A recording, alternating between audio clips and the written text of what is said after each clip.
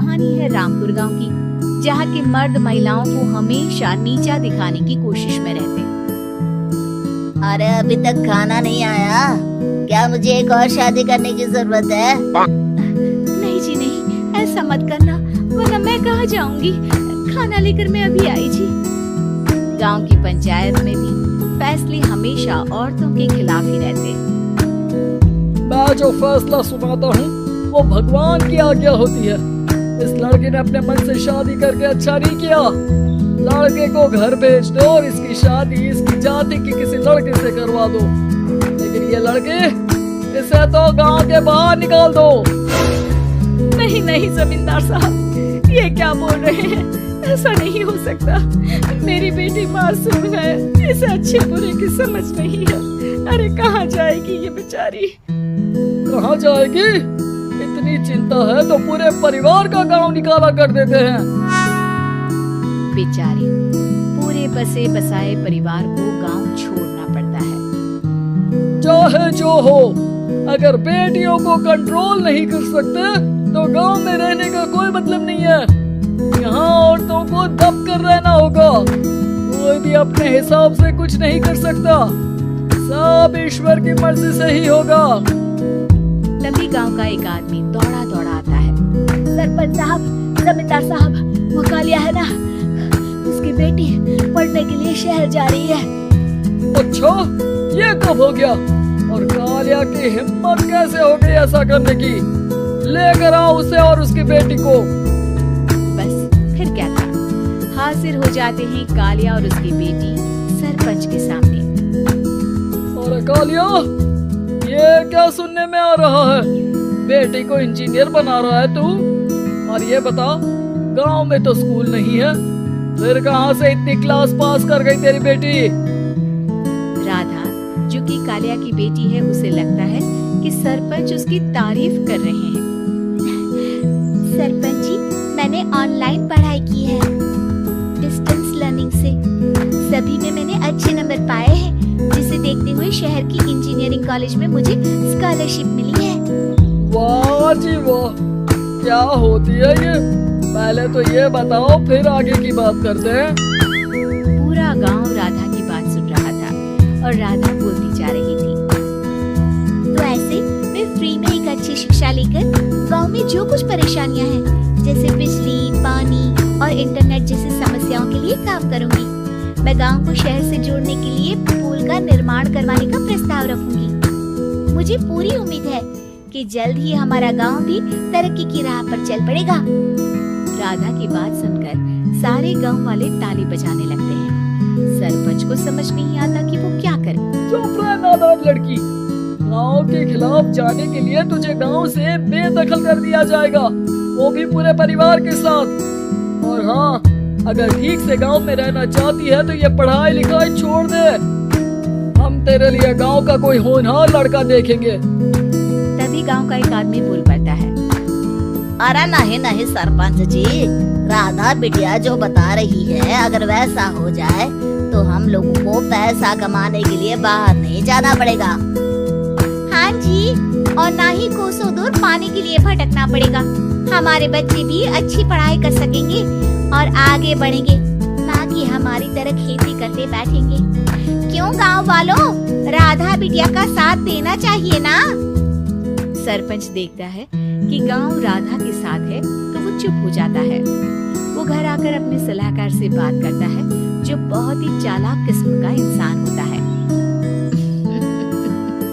अरे सरपंच साहब, आपको बहुत ही होशियारी से काम लेना पड़ेगा। एक बार गांव तरक्की कर गया, यहाँ के बालक पढ़ लिए तो कोई ना पूछेगा आपको। और फिर ये जो बेटा और बेटी है ना आपके, इनको भी आप लोगों की तरह ही जीवन जीना होगा। हाँ, लेकिन करे तो क्या करे? वो ना अब मुझ पर छोड़ दीजिए, बस मैं जैसा बोलूं करते जाइए। अगले रोज सुबह जब गांव वाले सोकर उठते हैं तो राधा के घर के बाहर और साथ ही वो लोग जिन्होंने राधा का सपोर्ट किया था, उनके घर के आगे लाल रंग से कल आऊंगी लिखा होता है।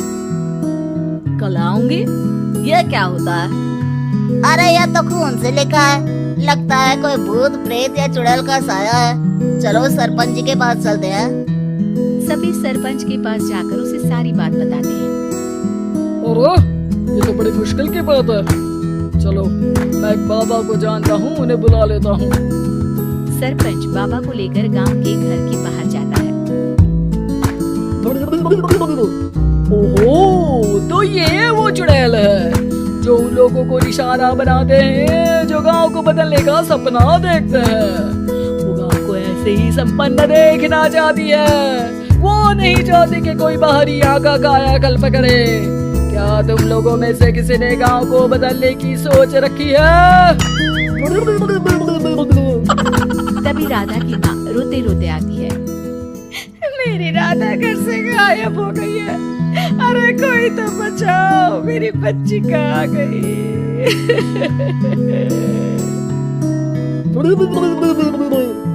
ले गई वो चुड़ैल, तेरी बच्ची को ले गई।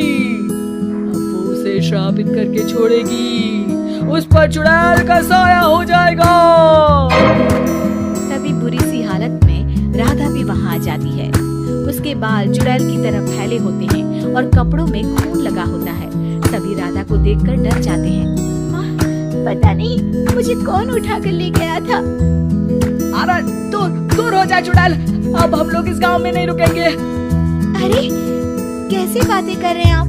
कल तो आप मेरे भरोसे गांव का हुलिया बदलने, अपने बच्चों को पढ़ाने और तरक्की उन्नति की बात कर रहे थे, तो आज क्या हो गया आपको?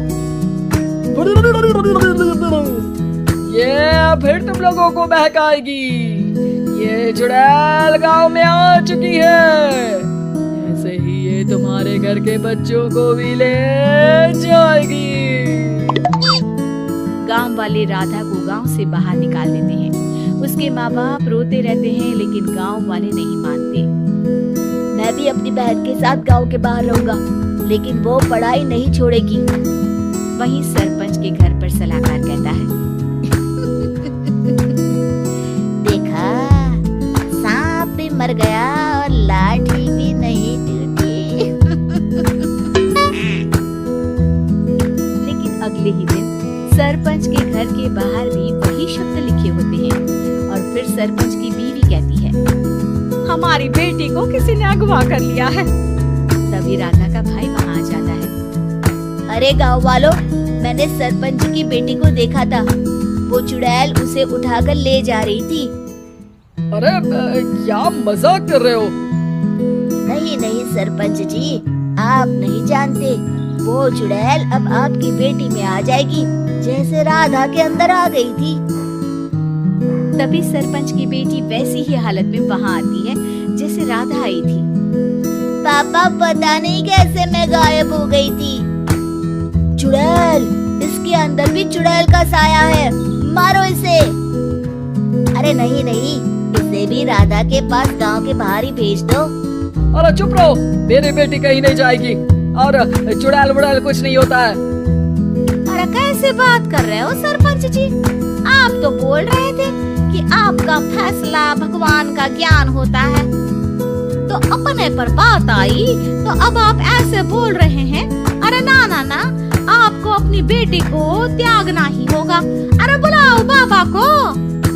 राधा का भाई बाबा को ले आता है, जिसे अब गांव वालों के डर के कारण सच बोलना पड़ता है। मैं कोई बाबा नहीं हूँ, मैं तो मोची था। ये सलाहकार महोदय ने मुझे कहा था एक्टिंग करने को। अब वो मुझे पैसे देने वाले हैं। अब मुझे माफ कर दो। गलती हो गई, मुझे माफ कर दो। तभी वहाँ राधा आ जाती है।